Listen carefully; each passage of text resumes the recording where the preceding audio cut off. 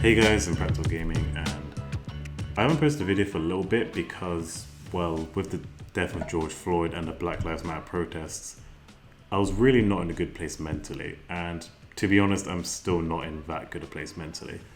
So for a while I've been donating, spreading awareness, educating my friends on a personal level, and thinking, what should my next video be? Because I want to try and use my channel for something that can help in any way possible. And then Naysog on Twitter gave me the idea of highlighting black game devs in the industry, which is something that she does on her Twitter, her YouTube, and her Twitch, which I'll leave a link to all of those in the description.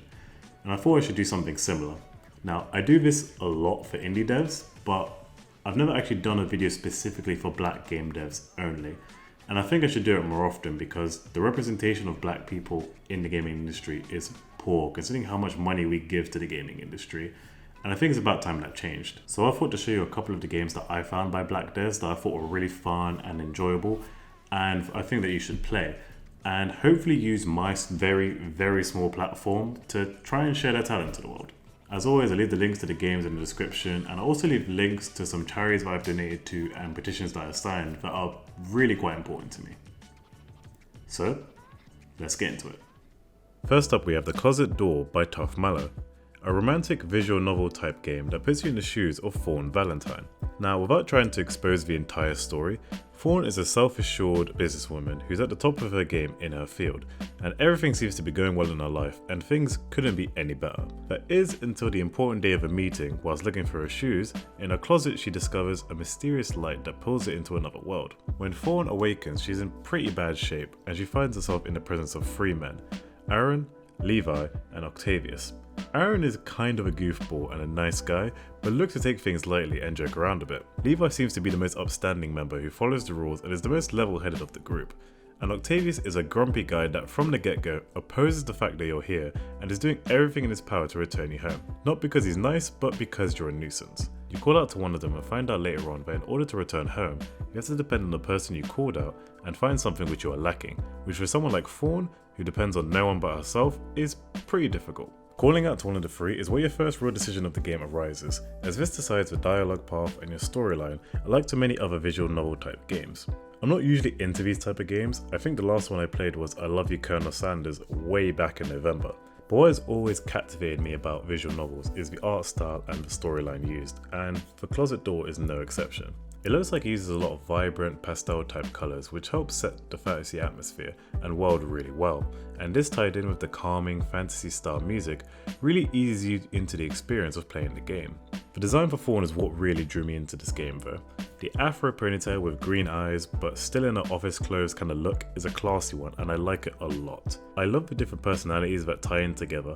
Fawn is very much it's her way or bust and is very assured of her abilities.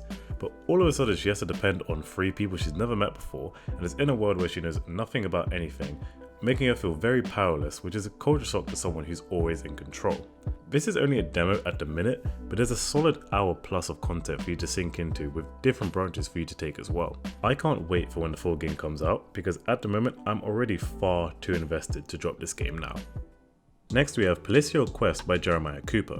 Again, this is another game currently in alpha, but this 2D episodic RPG puts you in the world of Palacio, where there is unrest and dark forces are at play to take over. To combat this, the creator, i.e. the developer, brings, or rather kidnaps, 5 people from Earth to be his heroes, and the only way for them to return is to defeat the evil lord, which seems like a massive ploy and a surefire trap by the creator, but they're in no position to negotiate. Your heroes are as follows. You have Darren, the self-proclaimed protagonist who is a warrior type, well balanced and strong with a sword and shield. He's capable of drawing in the enemy and nullifying enemy attacks. There's Ariel, the thief mage is good at stealing, close combat, and dabbles in some spells, which is handy in any RPG. And you have Cersei, a full-on mage type with all the elemental abilities, who is also capable of switching classes mid-fight to use the right one for the situation. There are also characters like Keon, Sanya, and Opal, who I expect to see more of in the second demo, as they weren't featured in your party in this one. If you've played JRPGs a lot, then this game has a lot of the similar styles and mechanics of your favourites. The encounter system is similar to that of Pokemon, however the actual combat is similar to what I've seen in Persona 5. You have your common attacks, magic, can use items, the standard. And each character has their own ability like stealing or taunting, which can be very helpful in battle.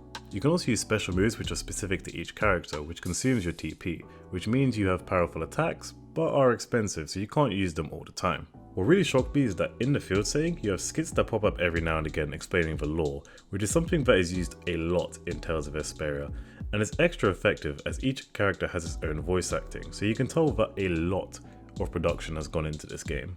What I love the most about Pelissior Quest is that it's taken all the good bits of my favourite JRPGs, added some satire and breaking the fourth wall, and put it all into this game. Final Fantasy, Tales of Vesperia, Persona 5, this game has elements of all those franchises, and I wouldn't be surprised if the devs have extensively played these games as well. The controls were clean and the setting was beautiful to look at, with plenty of rewards and items available everywhere, so walking around the forest was an enjoyable experience. I played the whole of the first demo available and time just went by because I got so engrossed in the experience. To think this is only a specific path of a side quest of the first episode, it's tremendous how much work went into this, and it gives the game a whole lot of replay value. I highly recommend giving Pelissior Quest a go because I promise you, you won't regret it. And finally we have Murder the Reaper by Aerial Knight, a 3D puzzle game that I'm fairly certain its sole purpose is to frustrate the hell out of you. The main idea is you have to navigate around the cube and find the blue key and take it to the pool to complete the level. It sounds simple enough, except you can only turn left and right, and while the orientation of the cube will change when you change sides, the controls won't, so you become so disorientated that it makes it hard to keep track of either way you want to go. This tied in with the added traps and enemies just makes it all of that much harder. Not only that, the number of lives you have is severely limited, so if you fail, it's back to level 1, which is brutal. There is the option to slow it down to make it easier, however it costs you points on your high score. This is the kind of arcade game that will frustrate you, but in your heart you refuse to let it beat you, so you end up playing it again and again in this endless addictive cycle. I struggled just getting to level 10. To think there are 90 more levels of this is absurd, but I kept playing anyway because I love puzzle games like this, and it reminds me of All Box C, which I played well over a year ago. It's a quick, fun and enjoyable game which is good to play in short bursts, and if you're looking for that kind of game, then this is the game for you. Well, that's it from me. If you enjoyed, leave a like, subscribe and make sure to leave a comment down below about what you guys thought about the games that I've found. Thanks for watching and I'll see you next time.